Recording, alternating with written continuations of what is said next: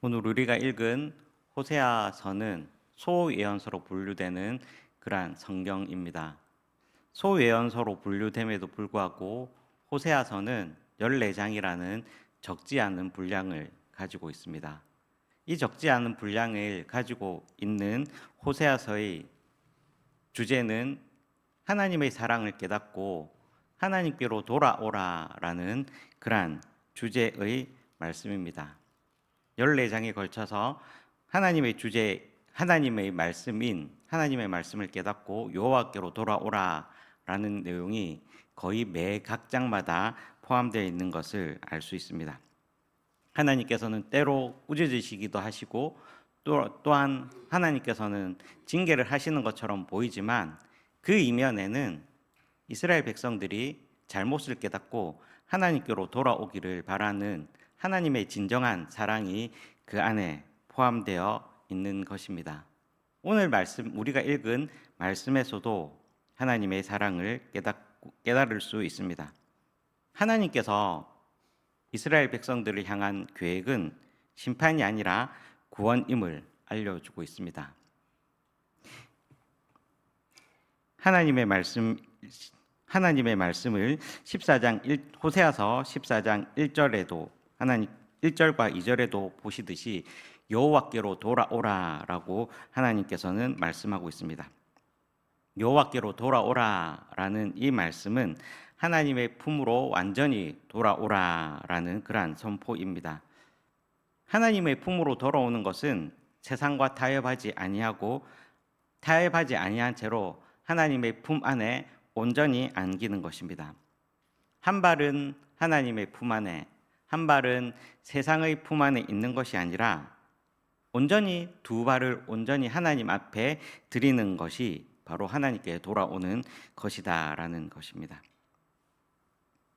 이스라엘 백성들이 죄악에서 방향 전환하는 길은 희생 제물을 드리는 것이 아니라 상한 심령과 또한 회개하는 마음과 입술의 열매라고 2절에서 말씀을 하고 있습니다.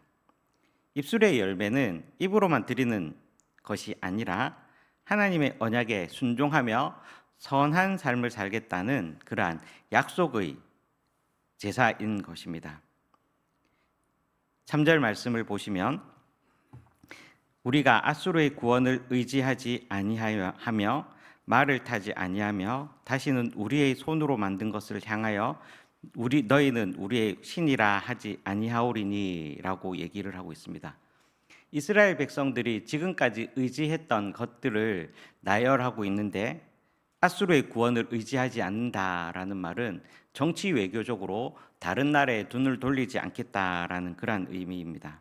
그리고 말을 타지 아니한다라는 것은 이스라엘 백성들이 그 당시 가장 경제적으로 또한 군사적으로 부강했는데 그것을 이제는 의지하지 않겠다라는 표현이고 다시는 우리의 손으로 만든 것을 향하여 너희는 우리의 신이라 하지 않겠다라는 말은 그들이 잘못된 우상 숭배를 더 이상 하지 않겠다라는 그러한 의미입니다. 정치 외교적으로 또한 경제 군사적으로 또한 종교적으로 이제는 자기들의 생각을 가지지 아니하고 온전히 하나님께로 돌아오겠다라는 철저한 방향 전환을 의미하는 것입니다. 이렇게 이스라엘 백성들이 철저한 방향 전환, 즉 회개를 이룰 때 주님께서는 그와 같이 버리시는 것이 아니라 그들을 긍휼히 여겨 주시겠다라고 말씀을 하셨습니다. 하나님께서 그들을 긍휼히 여겨 주시는 표가 무엇입니까? 그것은 하나님께서 그들을 고쳐 주시겠다라고 4절에서 말씀을 하고 있습니다. 또한 5절과 6절 이하에서는 하나님께서 그들에게 보여주고 있는 아름다운 모습들을 보여주고 있는데 5절에 나오는 이슬이라는 표현은 하나님의 은혜를 표현하는 것입니다. 하나님의 은혜가 풍성할 것이다 라고 하나님께서 약속하고 있습니다. 백합과 같이 피겠다라는 말은 백합과 같이 아름답게 될 것이다 라고 얘기를 하고 또한 레바논 백향목 같이 뿌리가 바뀔 것이라는 것은 하나님 안에서 굳건하게 세워질 것이다라는 것을 약속하고 있습니다. 또한 그의 아름다움이 감람나무와 같을 것이라고 했는데 이스라엘 백성들에게 가장 귀하게 쓰이는 감람나무처럼 하나님께서 그들을 귀하게 여길 것이며 또한 레바논 백향목같이 향기롭게 하나님께서 그들을 만들어 주실 것이다 라고 약속을 하고 있습니다. 또한 뿐만 아니라 7절 이하에서 보면 그들의 곡식이 풍성해질 것이고 또한 포도나무 같이 꽃이 필 것이고 또한 레바논의 포도주 같이 그 향기가 풍성하게 될 것이다 라고 하나님께서 그들에게 약속해 주고 있습니다. 하나님께서는 하나님께로 돌아오는 백성들을 이렇게 아름답게 또한 귀하게 만들어 주실 것이다 라고 말씀을 하시면서 9절 말씀의 결론과 같이 이렇게 말씀을 하고 있습니다. 9절 말씀을 다 같이 한번 읽으시겠습니다.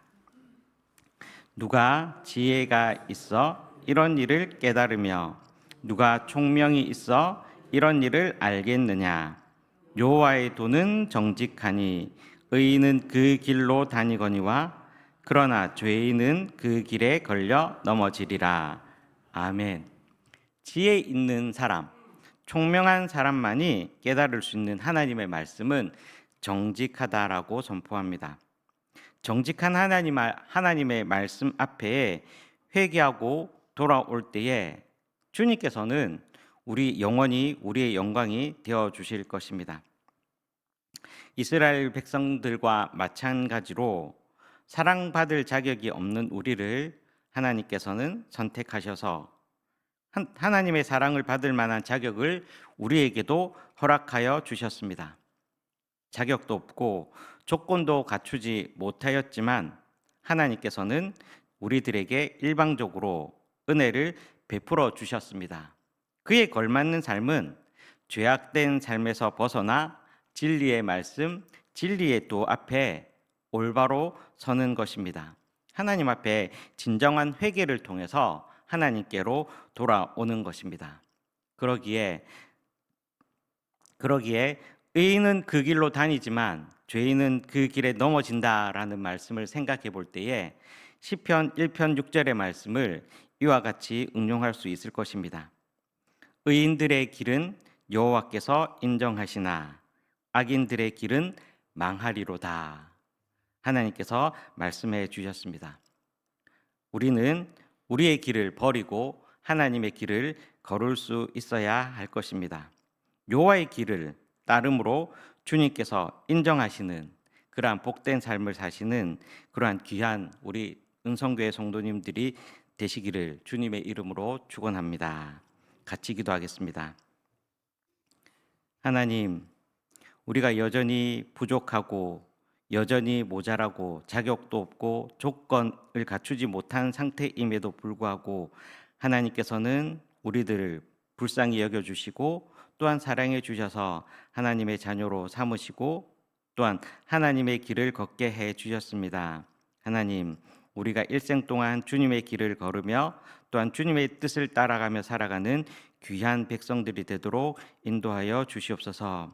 하나님, 이 시간 주님 앞에 여러 가지 기도의 제목을 담아 주님 앞에 헌물을 올려드립니다. 주님, 이 예물을 기쁘게 받아주시고 또한 그 안에 담긴 기도 제목들 안에서 주님의 뜻이 선하게 아름답게 이루어지도록 인도하여 주시옵소서.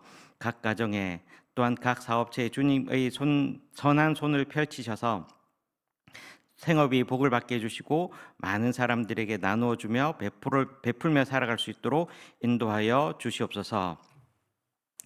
이제는 우리 주 예수 그리스도의 은혜와 하나님 아버지의 사랑과 성령의 교통하심이 잘못된 길에서 떠나 의인의 길로 살아가기로 다짐하는 모든 백성들 위해 또한 하나님의 뜻 안에서 살아가기로 다짐하는 우리의 삶 위에 또한 하루 동안 펼쳐지게 될 세상 속에서의 삶 위에 이제로부터 영원토록 함께 하시기를 간절히 축원하옵나이다.